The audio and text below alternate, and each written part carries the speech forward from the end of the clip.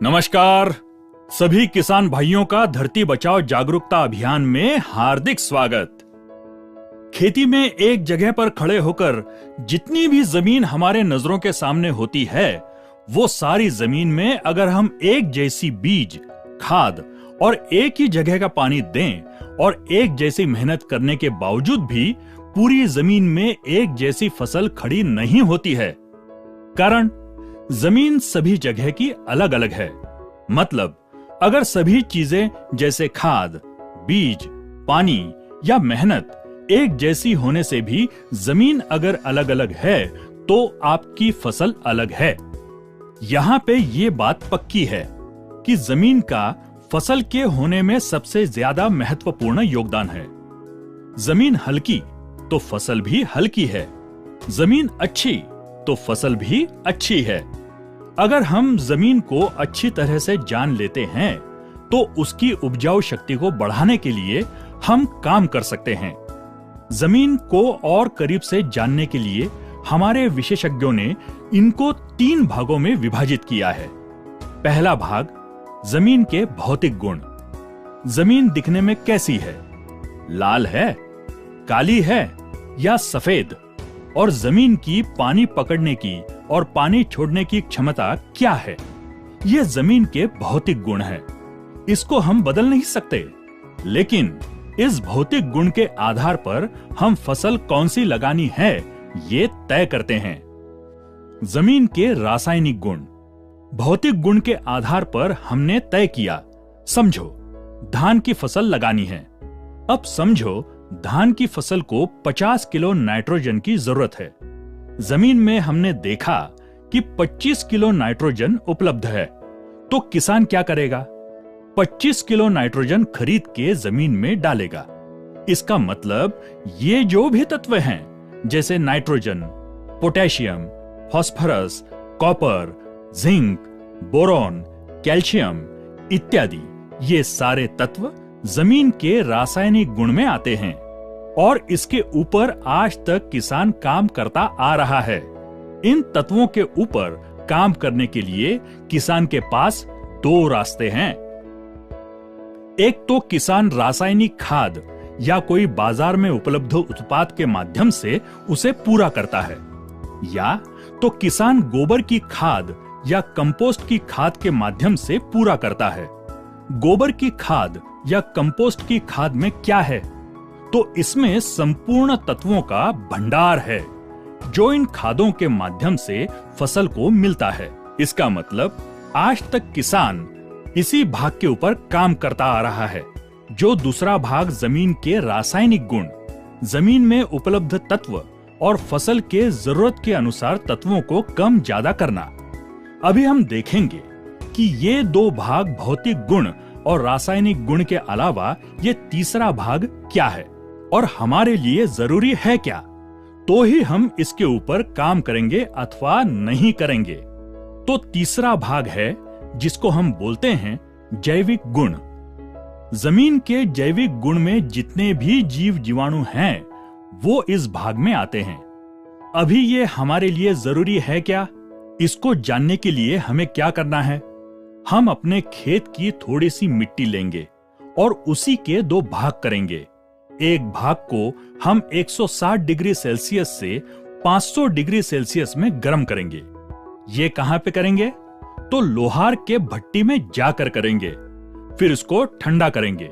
उसके बाद उन दोनों भागों में बीज डालेंगे। जिस भाग को हमने गर्म किया था, उस भाग में से बीज कभी नहीं निकलेगा। ऐसा क्यों?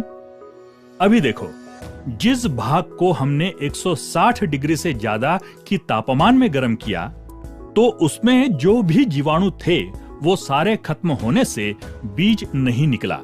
इसका मतलब बीज निकलने की प्रक्रिया किसके माध्यम से होती थी? तो जीवाणु के माध्यम से होती थी। ये एक काम हो गया। अब दूसरा काम देखो, हम किसान लोग जब खाद जमीन में डालते हैं तो क्या ऐसा करते हैं कि फसल के इधर की मिट्टी हटाकर मूलियों को देखकर खाद डालते हैं? नहीं, हम क्या करते हैं? जैसी मर्जी खाद को जमीन में फेंक कर आते हैं। अब खाद तो मूलियों के पास नहीं गिरता, वो तो कहीं पर भी गिर जाता है। और फिर भी अगर 2 दिन बाद हम देखें तो फसल में बदलाव होते हैं। वो डाली हुई खाद फसल में लग जाती है। तो खाद और फसल के बीच कुछ तो हलचल हुई है।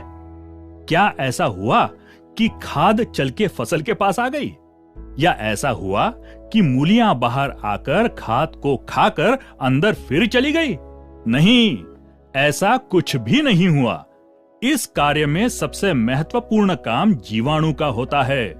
मुझे बताओ कि क्या जो खाद आप डालते हो वो खाद फसल एक ही समय में उठा लेती है क्या? नहीं। तो क्या जो खाद हम लोग डालते हैं वो खाद खुद को इकट्ठा करके रख सकती है क्या? नहीं। तो जीवाणु क्या करते हैं? जो भी खाद किसान डालता है उसको इकट्ठा करके रखना और फसल की जरूरत के हिसाब से खाद को फसल में पहुंचाने का काम करते हैं। यह भी सबसे महत्वपूर्ण काम है जो जीवाणु के माध्यम से होता है। अब तीसरा काम तो देखो, बहुत सारे तत्व ऐसे हैं जो फसल जिस रूप में है उस रूप में उनको कभी नहीं लेती। आपकी भाषा में अगर बताऊं तो जैसे कि गेहूं हमारे खाने के लिए है, लेकिन अगर मैं आपको एक थाली भर के गेहूं खाने के लिए दूं तो क्या आप खाओगे? नहीं। तो क्या करोगे? उसका आटा बनाओगे, आटे की रोटी बनाओगे, फिर खाओगे। मतलब जिस रूप में है उसको दूसरे रूप में बदलोगे, फिर उसे खा सकते हैं। उसी तरह फास्फोरस, सिलिकॉन ऐसे जो तत्व हैं जिस रूप में हैं उसी रूप में फसल कभी नहीं लेती। उसको दूसरे रूप में बदलने की जरूरत होती है। उसको घुलनशील बनाना पड़ता है। ये काम जीवाणुओं के माध्यम से ही होता है। अगर आपने फास्फोरस जमीन में डाला और अगर वहां पे जीवाणु नहीं है तो वो फास्फोरस जमीन में वैसा ही पड़ा रहेगा। वो फसल में कभी इस्तेमाल ही नहीं होगा।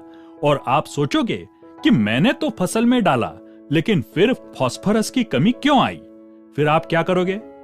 फिर आप फास्फोरस को लाके डालोगे और ऐसा करने से आपके खाद के खर्चे बढ़ते हैं। मतलब ये सारे तत्वों को दूसरे रूप में बदल के फसल में पहुंचाने का सबसे महत्वपूर्ण काम जीवाणुओं के माध्यम से होता है। अभी आपको कार्बन और नाइट्रोजन के संबंध के बारे में पता है क्या? अगर नहीं है तो मैं आपको बताता हूं। देखो, फसल को सबसे ज्यादा कौन सा तत्व चाहिए? तो नाइट्रोजन। लेकिन जमीन के अंदर जितने प्रमाण में कार्बन की उपलब्धता है उतने ही प्रमाण में नाइट्रोजन फसल के लिए उपलब्ध होता है। इसका मतलब जमीन में कार्बन का प्रमाण कम से कम 1% से 1.5% होना जरूरी है। ऐसे ही फसल और मिट्टी परीक्षण के अनुसार भी हम इसकी मात्रा तय कर सकते हैं। अभी किसान क्या करता है? नाइट्रोजन जमीन में डालने के बाद भी अगर नाइट्रोजन की कमी दिखने से फिर से नाइट्रोजन जमीन में लाके डालता है, जबकि कार्बन की कमी होने से नाइट्रोजन की कमी हुई होती है। अब अगर जमीन में कोई तत्व जैसे कि nitrogen, phosphorus, potash, copper, zinc, sulphur इत्यादि कोई भी तत्व की कमी होने से हम बाजार से खरीदकर डाल सकते हैं। लेकिन अगर कार्बन की कमी हो गई तो कार्बन बाजार में खरीद के मिलता है क्या? नहीं। कार्बन को जमीन में उपलब्ध कराने का केवल एक ही रास्ता है, गोबर खाद या कंपोस्ट खाद। अभी गोबर खाद या कंपोस्ट खाद क्या है? तो वो बड़े स्तर पर तत्वों का विघटन है। गोबर पर प्रक्रिया होके वो खाद में परिवर्तित होता है और जो खेत का कचरा पत्तों का बड़े स्तर पर विघटन से कंपोस्ट तैयार होता है। और जब किसान ये सब खेत में डालता है तो जीवाणु उसके ऊपर काम करके इस खाद का सूक्ष्म लेवल पे विघटन करके उसके अंदर जो भी तत्व हैं उनको निकाल के फसल में पहुंचाया जाता है। और उसके बाद जो शेष बचता है वो कार्बन होता है। इसका मतलब कि कार्बन को जमीन में उपलब्ध करवाने का सबसे महत्वपूर्ण काम भी जीवाणु के माध्यम से होता है। अभी पौधे को बढ़ने के लिए हार्मोन्स की जरूरत होती है। पौधे को फूल में आना है, फूल को फल में बदलना है। इसके लिए भी हार्मोन्स की जरूरत है। ये हार्मोन्स बनाने का काम भी जीवाणु के माध्यम से होता है। अभी पौधे को बीमारी से बचाना है, उसके लिए जो उसके शरीर में दवाइयां तैयार करनी होती हैं। देखो, कभी कभी हमारे शरीर में अगर घाव हो गया तो बिना दवाइयों के भी ठीक हो जाता है। कभी कभी कोई तंदुरुस्त आदमी अगर बीमार हो गया तो बिना दवाइयों के भी बुखार ठीक हो जाता है, कारण हमारा शरीर अंदर से उसके लिए दवाइयां बनाता है।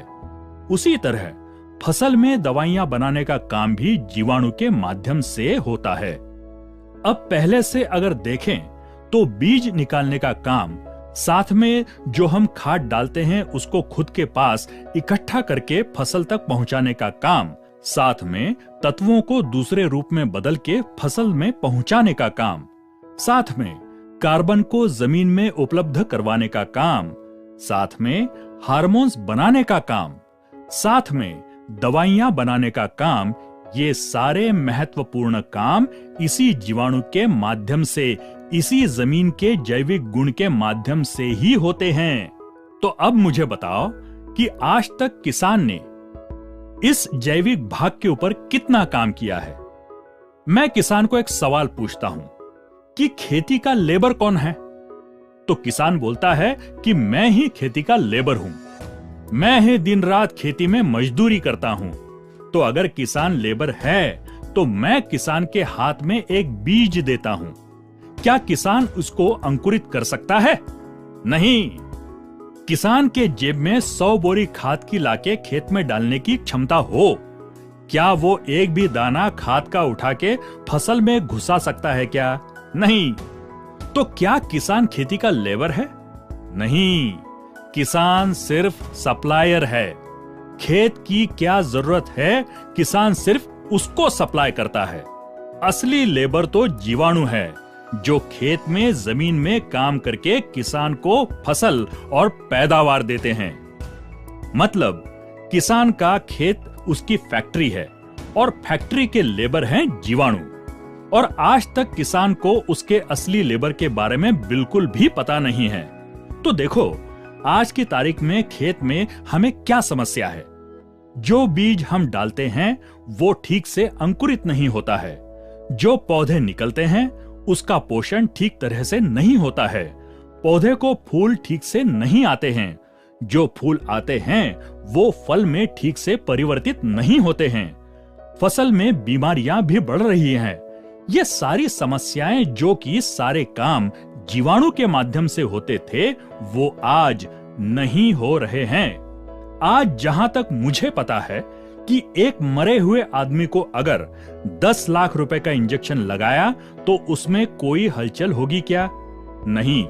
तो 50 लाख का लगाओ, 1 करोड़ का, 10 करोड़ का इंजेक्शन लगाओ। अभी देखो, 10 लाख या 10 करोड़, इसकी भी तो कोई वैल्यू है। फिर भी कुछ भी हमें रिस्पांस नहीं मिलता।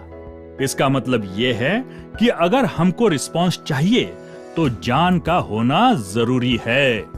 जितनी जान बढ़ेगी उतना ही रिस्पांस बढ़ेगा। तो आज हम लोग जमीन को या खेती को लेकर सिर्फ इंजेक्शन के ऊपर काम कर रहे हैं, रासायनिक भाग को लेकर काम कर रहे हैं। जान को लेकर, जमीन की जान बढ़ाने को लेकर कभी काम ही नहीं किया। समझो, एक फैक्ट्री है और उस फैक्ट्री में 100 लेबर काम करते हैं। 100 लेबर कुल मिला के 10 टन का प्रोडक्शन निकालते हैं। अभी उस फैक्ट्री के मालिक ने उन लेबर की तरफ कभी ध्यान ही नहीं दिया, उनके रहने की व्यवस्था नहीं की, उनके खाने पीने पर ध्यान नहीं रखा, उनके स्वास्थ्य की देखभाल नहीं की और सिर्फ प्रोडक्शन पर ही ध्यान दिया।